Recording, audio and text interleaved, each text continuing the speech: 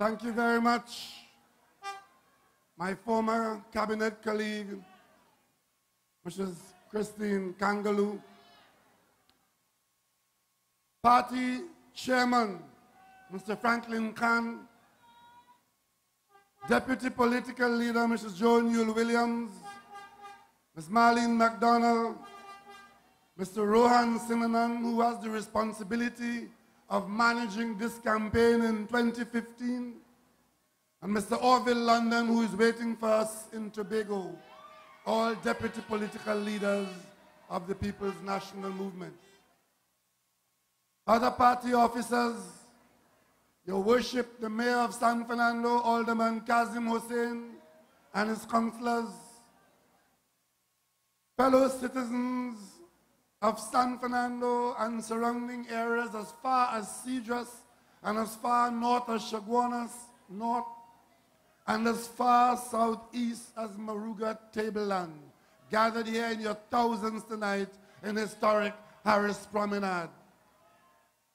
Fellow citizens following us on the media across Trinidad and Tobago, and I dare say across the world.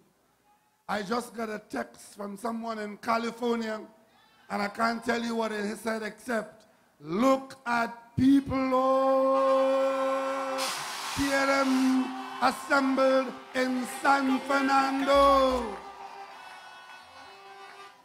I want to thank Arima for setting the pace, and San Fernando for quickening the pace as we make our way to Woodford Square on the 15th of August for our next presentation. But before we do that, we'll have another one of these regional presentations in Scarborough, Tobago on the 9th of August. Tonight, we have presented to you, the people of South Central Trinidad and the wider nation, 19 of our 41 candidates. And last Tuesday, we presented 12 in Arima. 19 and 12. That's 31. So we have 8 more to present in Trinidad and 2 more in Tobago. But I tell you one thing, we can confidently say that we'll present on those days because we have the candidates already. The PNM is ready. I'm so very pleased to be here tonight leading this team. And I'm so very proud to have sat there tonight watching the new PNM at work, watching the PNM in transition as I look with admiration at quality citizens of Trinidad and Tobago who have offered themselves for public service in Trinidad and Tobago. And the strength that they bring are not only of their own background, but they represent a political party in its 60th year, offering to serve all the people of Trinidad and Tobago. But there's one person who didn't expect me to be here. For whatever reason, she and her cohorts thought I wouldn't be here. So they did everything possible to remove me from this podium. Because they know if I am here, they will have to account for their stewardship. Because there's no way we are going to go through an election campaign and have a sitting government asking you to be allowed to continue, and we won't take issue with their conduct and their record. And they knew that I'm a walking library on their conduct. So they didn't want me here. So they came to the parliament, they brought Vanilla to the parliament, and they accused me of a crime so heinous that if there was one iota or one tittle of truth in that allegation, I could not be standing before you here tonight. And it wasn't bad enough for me, to make sure it was sufficiently repulsive and repugnant to you. They brought my dead father and my dead mother into it too. Kamla Prasad Bisesa. But I'm standing here tonight, proud as the leader of the PNM, applying for the job of Prime Minister of Trinidad and Tobago because I owe this country. This country has been good to me, and I owe this country my service one more time. One more time, I owe this country my service. And it's up to you, the people of Trinidad and Tobago, to hire me or fire she. The choice is yours. And when they failed,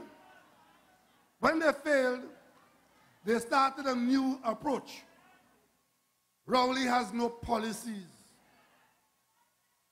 And you know, the fellow who is carrying that campaign, he says, Rowley has no policies.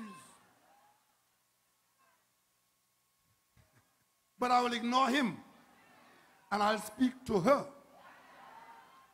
because she doesn't want me on this platform. And since I have no policies, and I have no program to advance to the people, they spend all their time responding to what I have said and what the PNM will do and what the PNM will become. And what are they responding to? A few weeks ago, I spent Easter on the North Coast. And I walked and I worked and I spent a weekend with the people from Kumana all the way to Matlock, meeting them and hearing what they feel about our country and telling me what they expect the PNM and the government to do.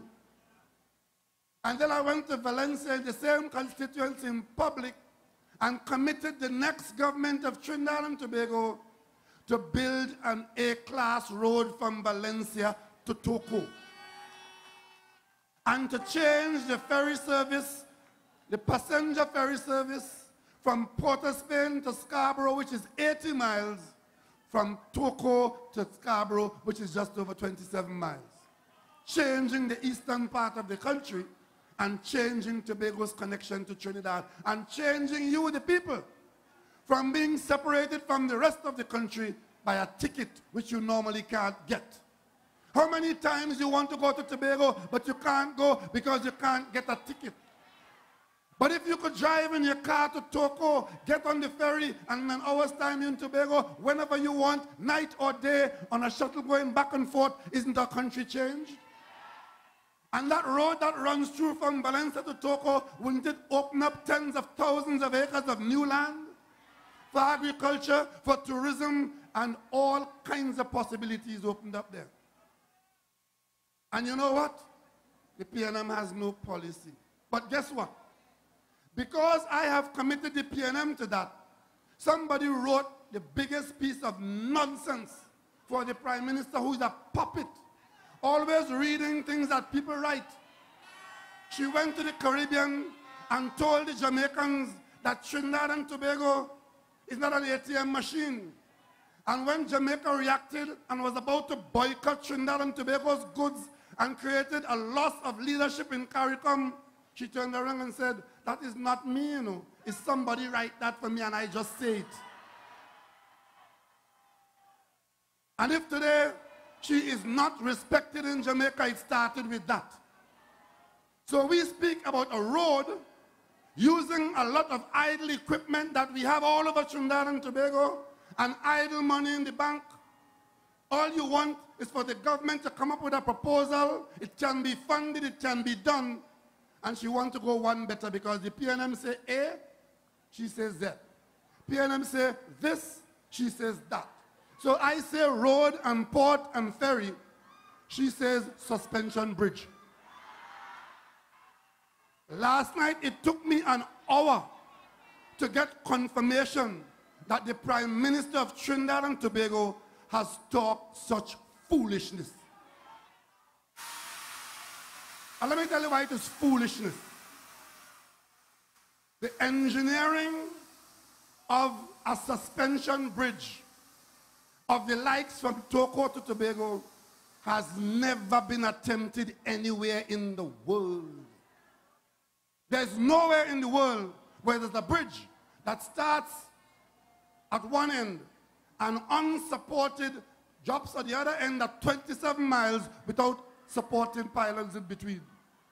You can drive from Florida down to Key West, long, long bridge in the sea, but it's all anchored in the sea because the water is shallow and the rock is sound. In China, there's a very long bridge in shallow water in a bay. There's nowhere in the world where there's a bridge over open ocean 20 miles long. And if you try to build that, there is not enough money in the bank anywhere in the Western Hemisphere today to fund it. And in a country with a budget of $10 million a year, the bridge alone will require that in paint to paint it. That is what Mrs. Kamla Persad-Bissessar has offered you last night. Absolute nonsense. And you know, you could tell her anything and she repeats it. Does she have any idea of the depth of the water 100 meters off Toko? Does she understand that that is an international sea lane of deep water, the deepest water? It's called the Galleon's Passage. There's no engineering attempt anywhere in the world where anybody ever tried to put down a post for a bridge in water like that. Who did that to Mrs. Kamla Persad-Bissessar?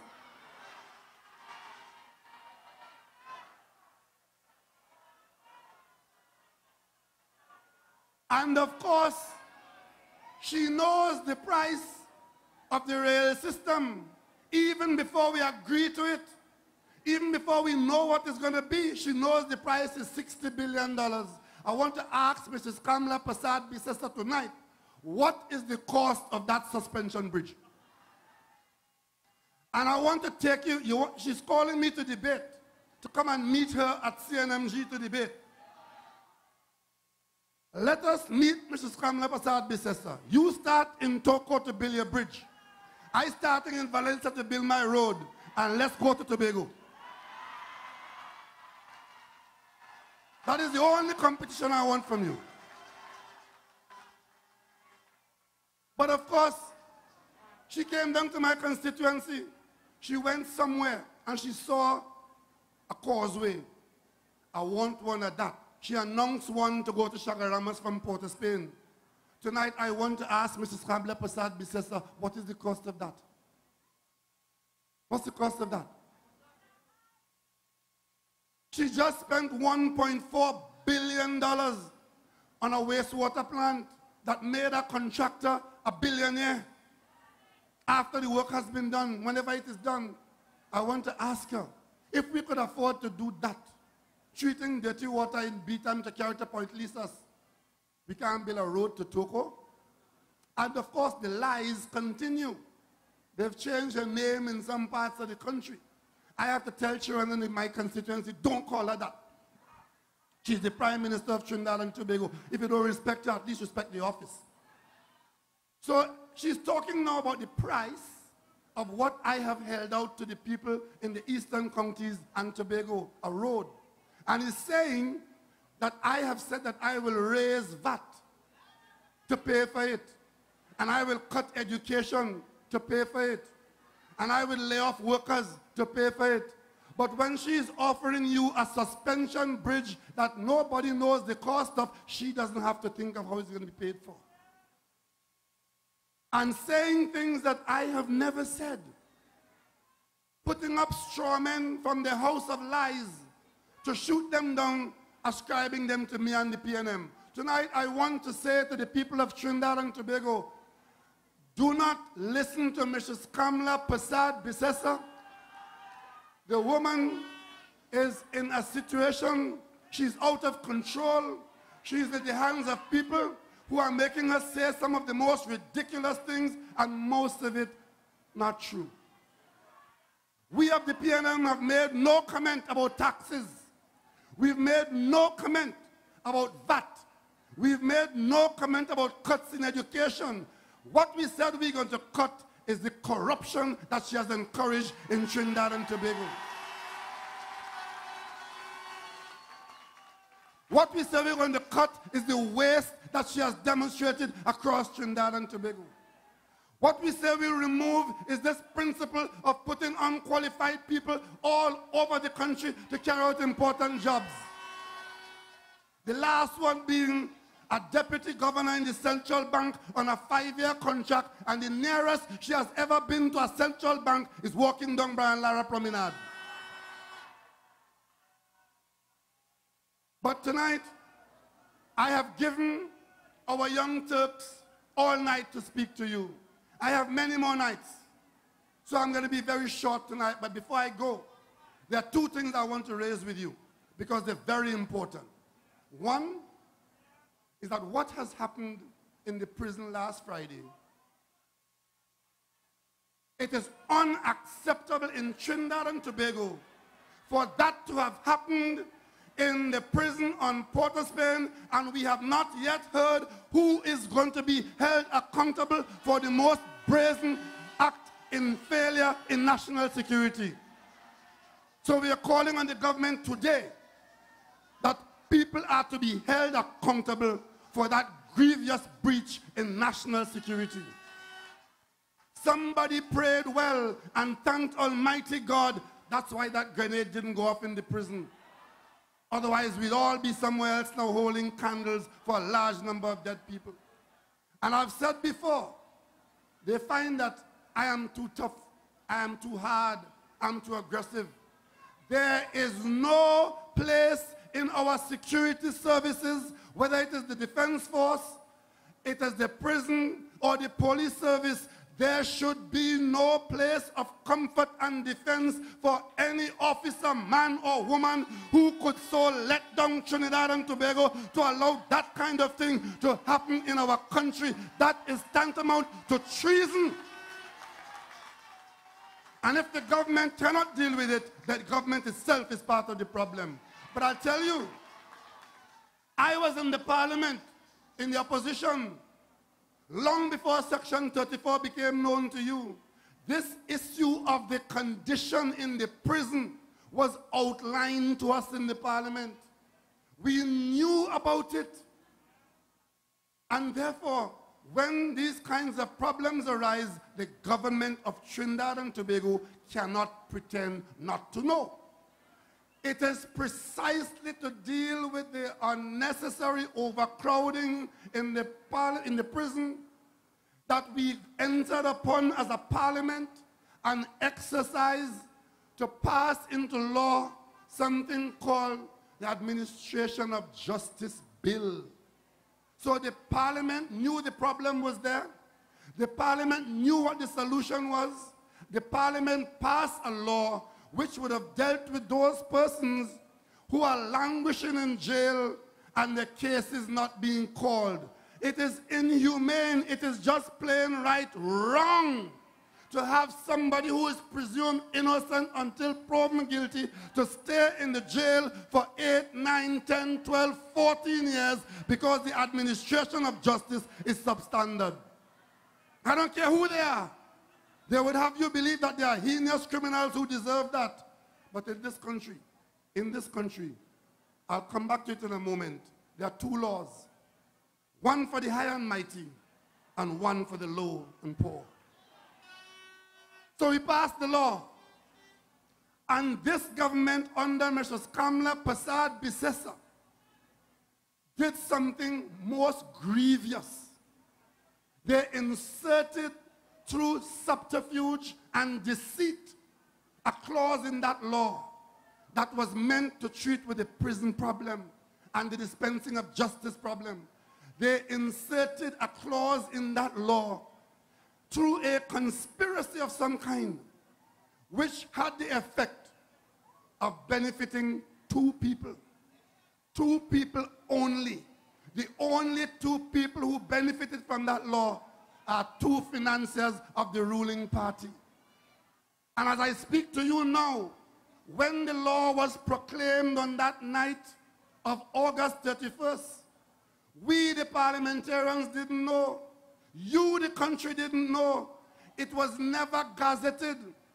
Before it was gazetted, where lawyers could read it in the Gazette and then proceed to use the law.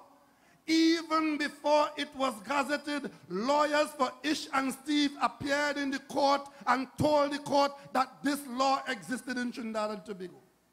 Tonight I want to ask Mrs. Kamla Persad Bissessa, Who told them that? Why were they so ready to go to court when the proclamation was done before the country knew the law had been proclaimed? So she could jump high, she could jump low. She is personally responsible for what happened with Section 34 and the avoiding of the court by Ish and Steve. And to add insult to injury, I told you earlier, the law was passed to deal with the mass of the prison population and those persons who are living in conditions as we are being described now. When she was exposed for what happened in Section 34, and I led a march from Woodford Square to the President's house, demanding that we get an explanation for what she had done, she came to the Parliament. The Parliament was called in emergency session, and she repealed Section 34. Knowing full well, because she's a senior counsel, she's a lawyer, it was repealed, but she knew that the damage had already been done. They had already gone to court, they had already pleaded their case, and even though we repealed the law in the Parliament, they use it in the court to say they had a legitimate expectation to go free. So she repealed the clause, and then sometime later on, even as the prison conditions continued to deteriorate, what did she do? She came back to Parliament and repealed the entire law and just forgot about the prison problem, forgot about the prisoners, forgot about the judiciary and the problems they face with the overcrowding and the lack of movement of cases. She just repealed the law, your partner gone free, and to hell with the rest of all you. That is her record. And that is why she wants to talk policy. Well, the policy I want to talk is what policy caused her to do that. Because the PNM has no policy to do that. We have a policy to maintain proper security for the prisoners, for the prison officers, and the people in the street. Did you see that video? At one point, the camera was showing you the street outside. A camera inside the jail had a view of the street outside. The door was open, and somebody knew they will be open, and they did what they had to do. And when we thought we were dealing with that, something else happened. So today, when I hear the Prime Minister say that crime is her #1 priority, I said, yes, it's the only truth you've told for the week. Because crime is your #1 priority to commit. When we do polls, as we have done across this country in recent times, in every constituency we polled, the issue of #1 concern to all the people of Trinidad and Tobago is crime and criminality. And that alone should tell Mrs. Prasad Bissessa that she has failed miserably with respect to her responsibility as Prime Minister of Trinidad and Tobago. And against that background, she has all these questions to answer about her personal involvement as head of the cabinet with respect to Section 34 and the repeal of the Administration of Justice Bill. We are in a campaign now. Instead of telling you, she's talking tough. People start to shoot from inside the jail with hand grenade. It never happened in the history of Trinidad and Tobago. But she playing badge on that 1990 would never happen under her. She right, 1990 gone forever. It could happen again in the future. And talking tough, as though she's some big badge on. You remember Annan Ramlogan? Jail didn't make the ripe fig. Well, he ripened fig, he ripened sikie, he ripened mafube, and he ripened hand grenade now. And they take no responsibility for what has happened. And I told you, they're operating the country on 2 laws. When I was a minister of housing, Ganga Singh came to the Parliament and made allegations against me in the Parliament that I had misconducted myself in Tobago with respect to a contractor in Scarborough Hospital. Remember that story? The day after he spoke, the Integrity Commission came to the Parliament and got the Hansard and proceeded to prosecute me. I'm not telling you any Nancy story here, you know. I'm telling you what I went through. The day after Ganga Singh spoke in the parliament, the Integrity Commission came to the parliament because they heard about wrongdoing on the part of a minister, and they quite properly came to the parliament to get the information. And they proceeded to inquire. They turned my wife upside down. They investigated all of her business. And of course, they tried their best to pin rumor on me until they end up in front of Justice, whatever her name was, Maureen Rajnath Lee. And when they were exposed, they had to all leave and go home, and I'm still here. The bottom line is,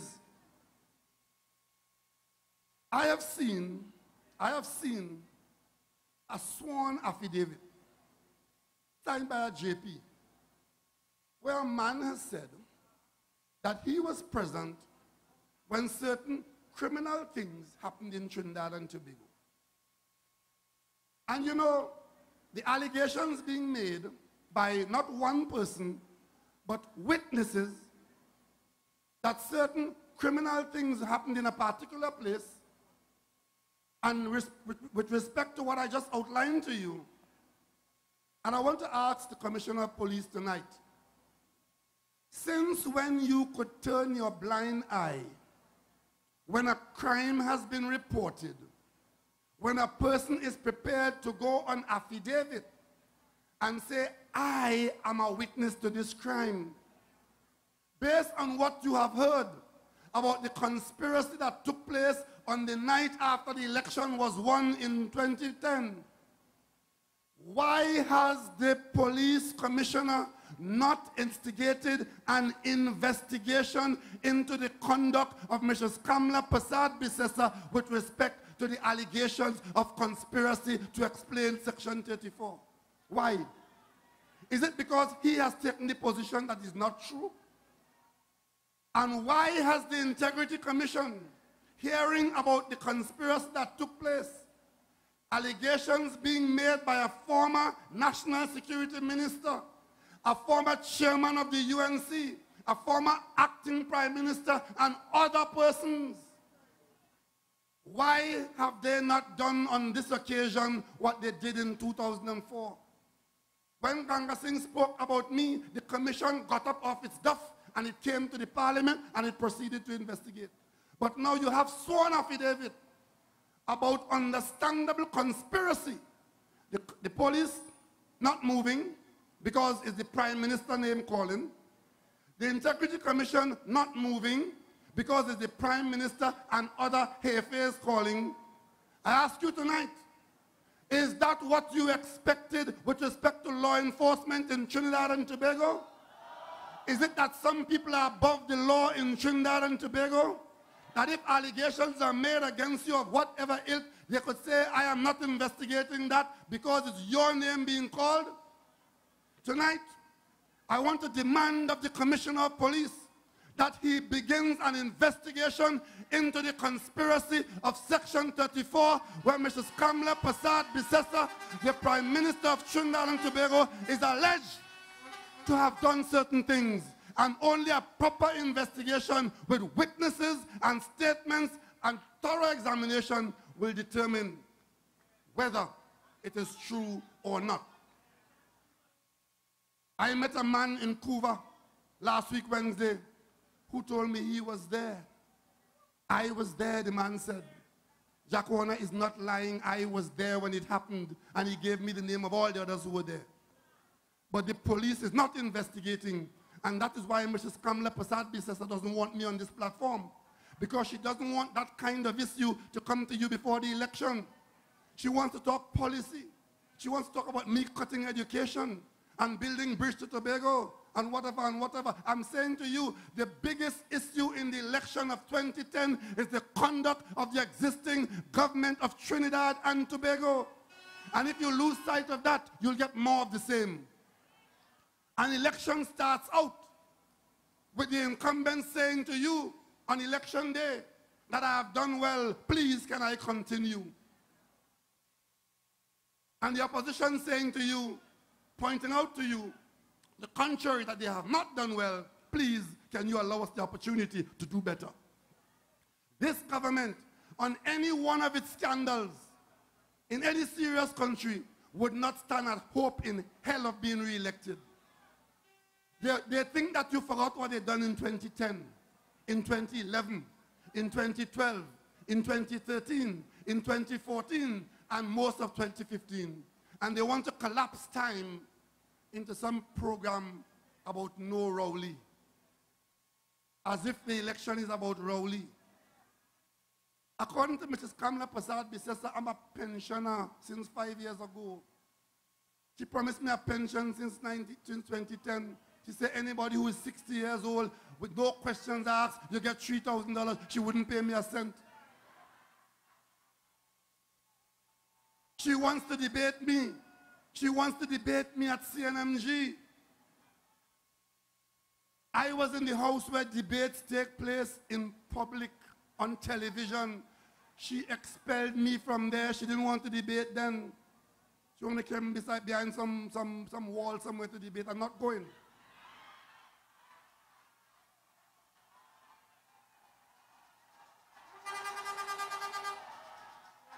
The only debate will take place is on these platforms in front of you, the people.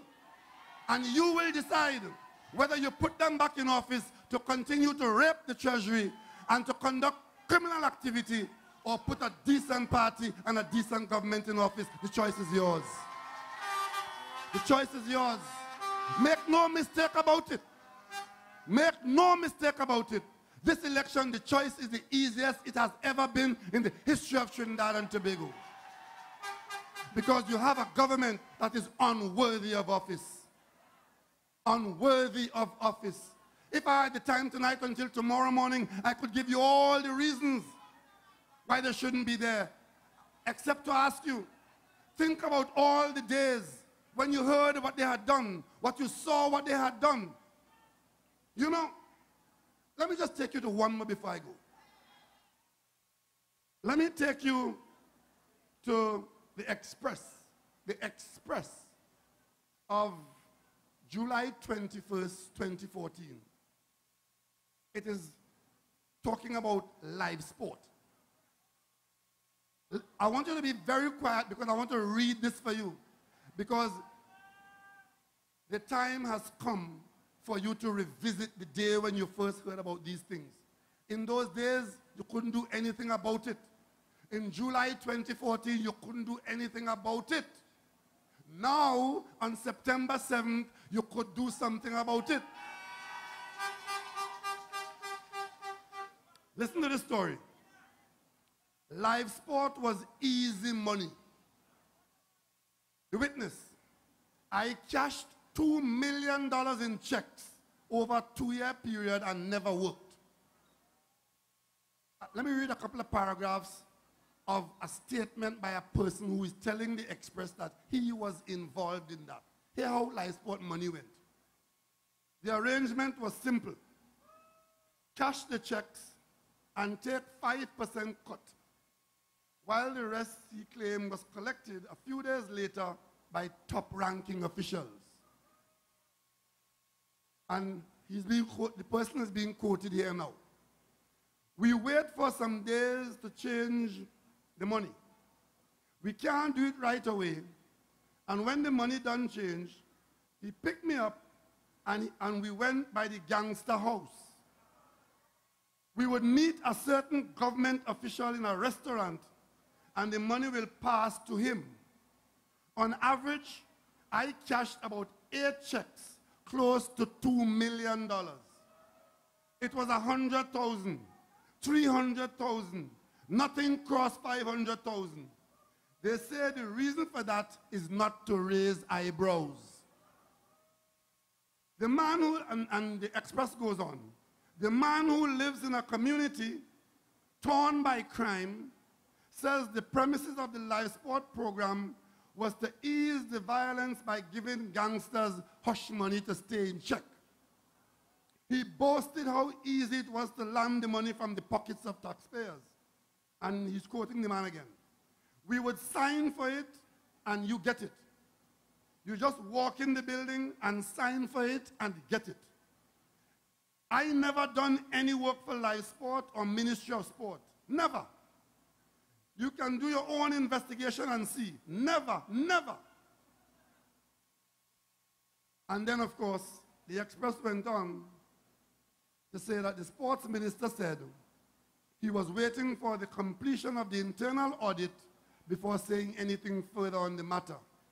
And the minister said Live Sport program was his brainchild and that it was conceived to reform and elevate underprivileged black youth.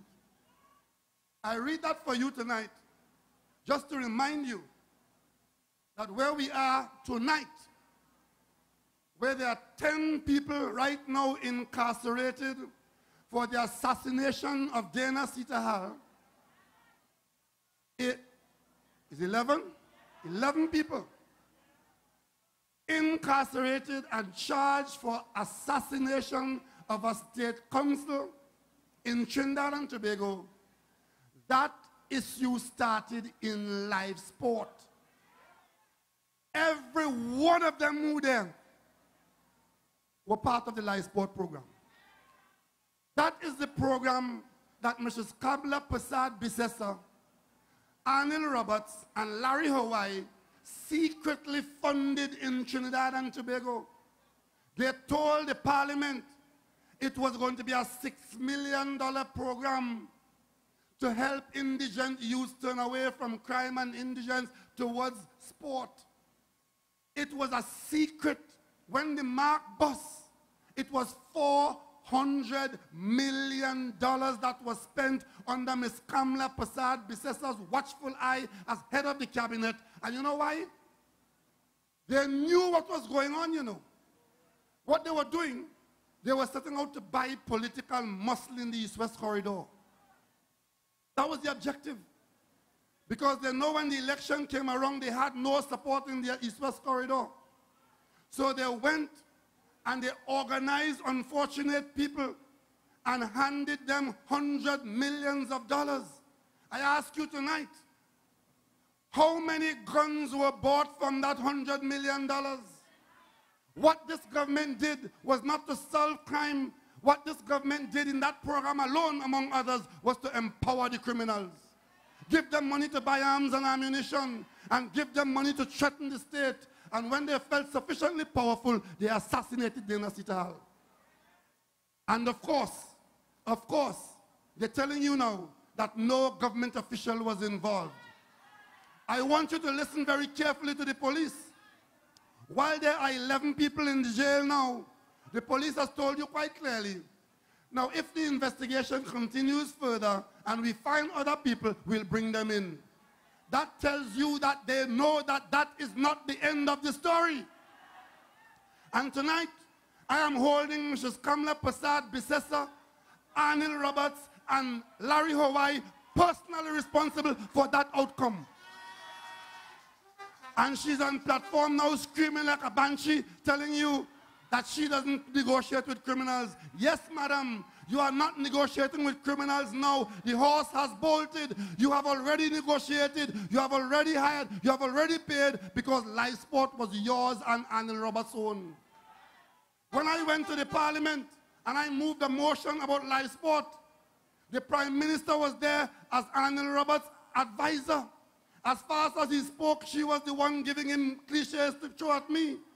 And when Anil Roberts was finished, she joined him in shouting, "Great is Live Sport. Long live Live Sport.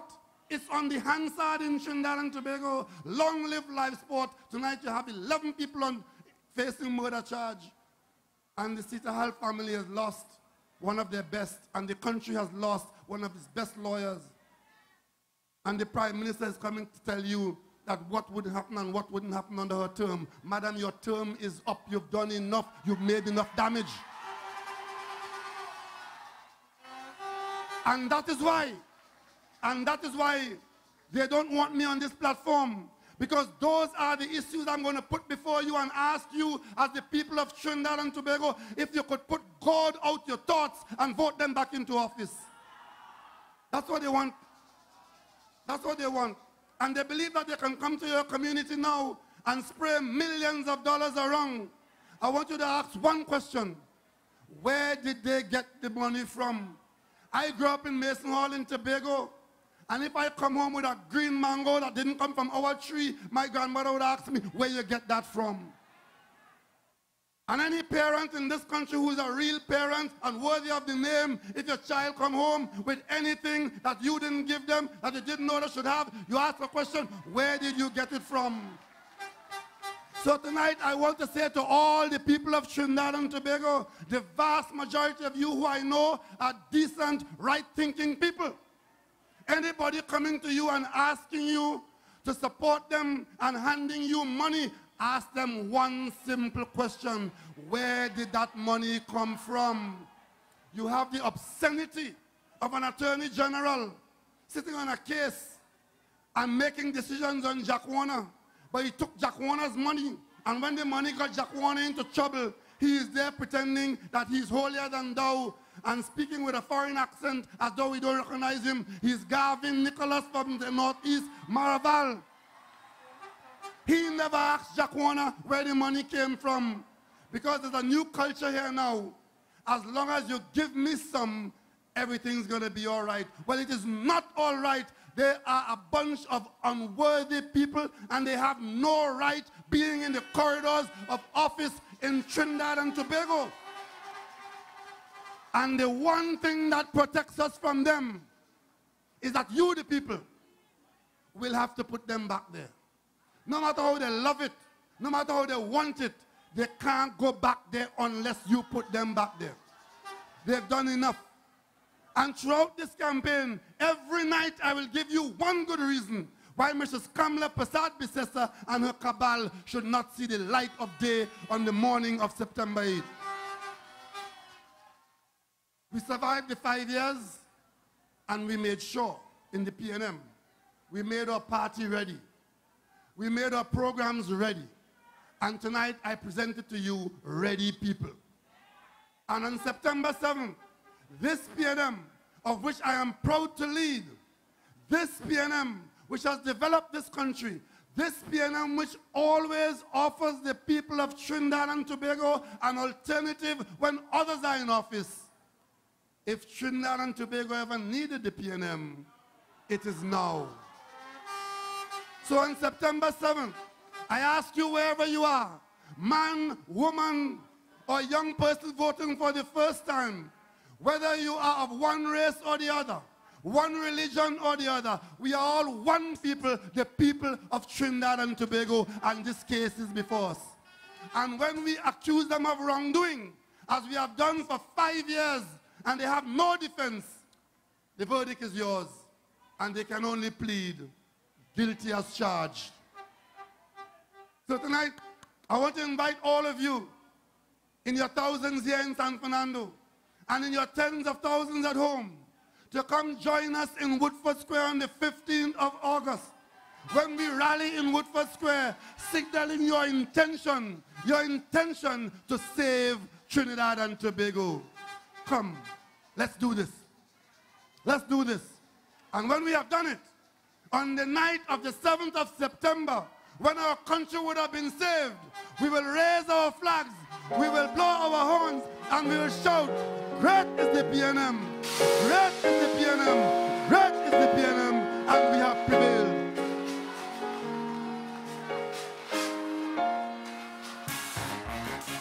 Yeah!